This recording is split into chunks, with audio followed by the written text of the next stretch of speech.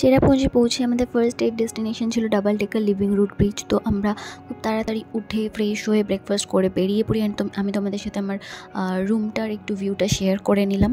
দেন আমরা রেডি হয়ে বেরিয়ে পড়ি। অ্যান্ড যেখানে গাড়ি পার্ক করি ওখান থেকেই সিঁড়ি থেকে নামা স্টার্ট করতে হয়েছে। ওরকম সিঁড়ি থেকে নামতে কিছুটা নেমে আবার কিছুটা উঠে এরকম 2-3টে পাহাড় ক্রস করে আমাদের ডাবল ডেকারে পৌঁছাতে হতো।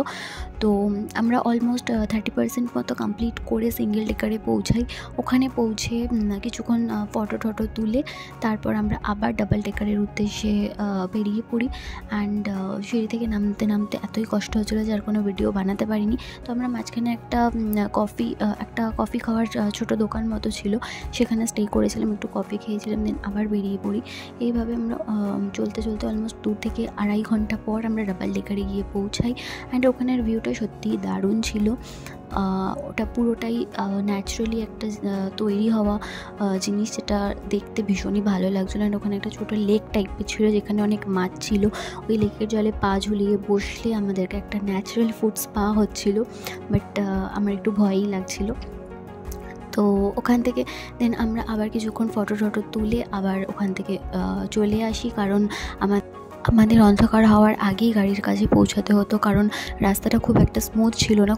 রাস্তাটা স্মুথ ছিলই না। একদিকে পাহাড়ের রকম খাদ, ঘন জঙ্গল, তো ওরকম রাস্তা দিয়ে আসতে গেলে অন্ধকার হয়ে গেলে খুবই প্রবলেম হতো। তো আমরা আবার 4000 সিঁড়ি উপরে ওঠা স্টার্ট করি। অ্যান্ড অন্ধকার হওয়ার আগেই 2 থেকে 2.5 ঘন্টার মধ্যে আমরা আবার আমাদের গাড়ির কাছে পৌঁছে যাই। এতটাই টায়ার্ড ছিলাম, এতটাই হেক্টিক ছিল জার্নিটা যে আর ভিডিও করতে পারিনি। অ্যান্ড হোটেলে পৌঁছেও কোনো ভিডিও করতে পারিনি, শুধু রাত্রিবেলা ডিনারের টাইমে একটুখানি ক্লিপস নিয়েছিলাম কী ডিনার করছি। তো আমাদের ডিনারে ছিল ভাত, ডাল, রুটি, আলু ভাজা অ্যান্ড ডিম কষা। তো যে কদিন আমরা চেরাপুঞ্জিতে ছিলাম সেই কদিনের ডিনারই আমাদের এই সেম ডিনারই ছিল, কারণ আর কিছু খাবার খেতে ভালো লাগছিল না ভাত ডাল ছাড়া। তো ব্যাস এটুকুই। অ্যান্ড দেন আমরা আবার শুয়ে পড়ি। অ্যান্ড নেক্সট ডে কোথায় গেলাম, কী করলাম সেটা জানার জন্য তোমাদেরকে ওয়েট করতে হবে। ততক্ষণ স্টে টিউনড। Thank you.